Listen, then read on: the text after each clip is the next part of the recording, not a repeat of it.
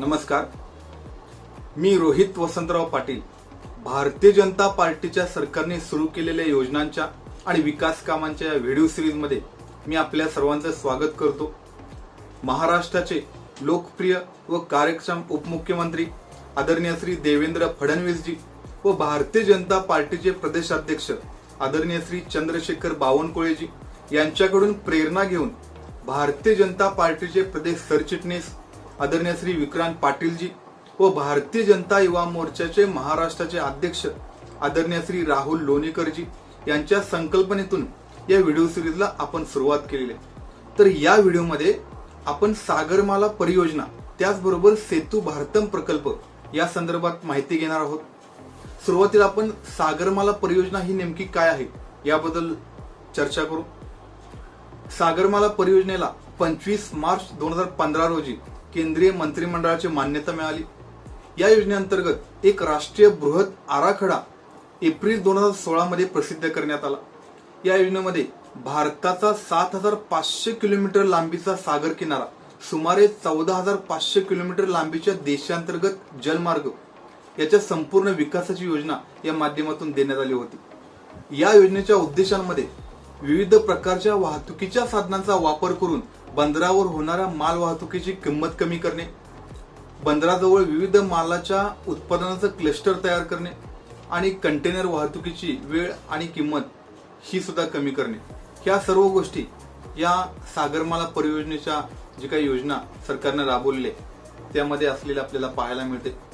देशांतर्गत उत्पादन केंद्रापासून बंदरापर्यंत माल वाहतुकीसाठी आणि बंदरापासून उत्पादन केंद्रापर्यंत स्वस्त माल वाहतुकीसाठी बंदरांना रस्ते आणि रेल्वे मार्गाने जोडणे हा या सागरमाला योजनेचा एक महत्वाचं उद्दिष्ट असलेलं आपल्याला पाहायला मिळते.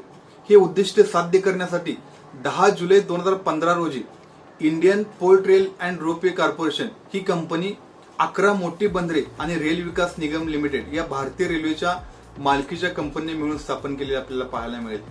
या कंपनीचे 90% भांडवल हे 11 बंदरांनी आणि 10% भांडवल हे रेल विकास निगम कंपनीने दिलेले.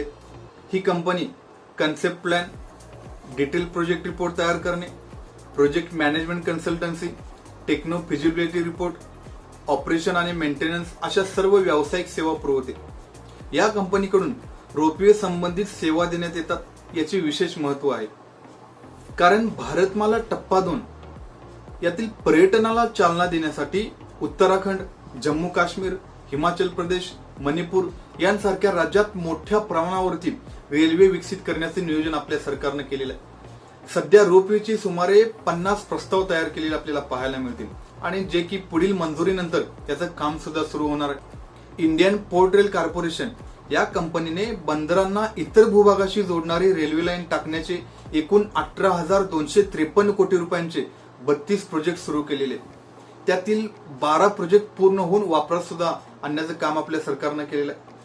त्यानंतर सागरमाला योजनेमध्ये आपल्या सरकारनं काय कामगिरी केलेली आहे याबद्दल सुद्धा आपण या ठिकाणी चर्चा करणार आहोत.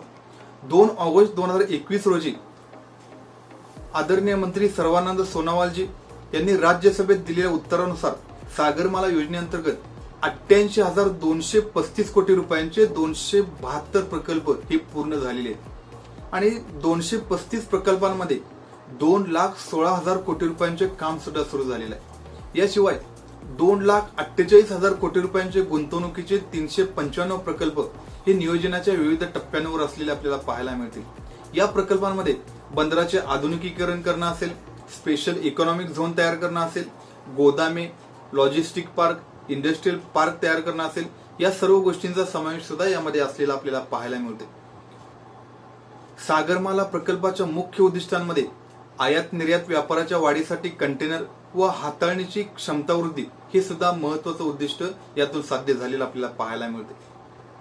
2014-15 मध्ये 871.5 मिलियन टन असलेली हाताळणी क्षमता सन 2022 मध्ये 1,561 मिलियन टन पर्यंत वाढलेली आपल्याला पाहायला मिळेल. या वर्षीपर्यंत एकूण 12 मुख्य अथवा मोठी बंदरे आणि 200 लघु बंदरे कार्यान्वित आहेत. आयात निर्यात व्यापारात महत्वाचा असलेला येणाऱ्या आणि जाणाऱ्या जहाजांचा वेटिंग टाइम सुद्धा कमी झाला असून एकूण टर्न अराउंड टाइम 2014-15 मध्ये सरासरी 96 तासांचा होता आणि तो आता 52.80 तासांवरती आणून ठेवण्याचं काम आपल्या सरकारनं केलेलं आहे. तर अशा प्रकारे सागरमाला परियोजनेमध्ये आपल्या सरकारनं अशा प्रकारची मजबूत भूमिका पार पाडलेली आपल्याला पाहायला मिळते. तर यानंतर आपण सेतू भारतम प्रकल्प याबद्दल सुद्धा चर्चा करणार आहोत. या प्रकल्पाचे उद्घाटन 4 मार्च 2016 रोजी मोदीजींनी केलेलं आहे. राष्ट्रीय महामार्गावर असलेली सर्व रेल्वे क्रॉसिंग काढून तेथे ओव्हरब्रिज किंवा रेल्वे अंडरब्रिज बांधण्याची ही योजना होती. या योजनेत एकूण 19 राज्यात 208 रेल्वे ओव्हरब्रिज आणि अंडरब्रिज बांधण्याचं काम केलेलं आहे. याचा एकूण खर्च 30,000 कोटी रुपये या योजनेसाठी आपल्या सरकारनं केलेला आहे. मुख्यत्वे करून महामार्गावरील रेल्वे क्रॉसिंगवरती होणाऱ्या अपघाताच्या प्रमाणामध्ये या योजनेमुळे मोठ्या प्रमाणावरती घट झालेली आपल्याला पाहायला मिळते. ब्रिटिशकालीन 1,500 रेल्वे पुलांची दुरुस्ती सुद्धा त्याचबरोबर डागडुजी देखील या योजनेअंतर्गत करण्यात आलेली आपल्याला पाहायला मिळेल. या प्रकल्पाची नियोजित मुदत ही 2019 पर्यंत होती. त्याच्या जवळपास हा प्रकल्प पूर्ण करण्याचं काम आपल्या सरकारनं केलेलं आहे. या प्रोजेक्ट अंतर्गत सडक परिवहन मंत्रालयाने Indian academy of highway engineering Noida येथे इंडियन ब्रिज मॅनेजमेंट सिस्टीम या संस्थेची स्थापना केलेली आहे. भारतातील राष्ट्रीय महामार्गावरील सर्व पुलांची तपासणी करून त्याच्या स्थितीबद्दल अहवाल देणे आणि त्यांची सूची तयार करणे असे एकूण 11 सल्लागार संस्थांना ही कामं देण्यात आलेली आहेत. तर अशा प्रकारे सेतू भारतम या प्रकल्पामध्ये आपल्या सरकारने अशा पद्धतीची मजबूत भूमिका पार पाडलेली आपल्याला पाहायला मिळते. तर या व्हिडिओमध्ये आपण सागरमाला परियोजना व सेतू भारतम प्रकल्प याबद्दल चर्चा केली. धन्यवाद.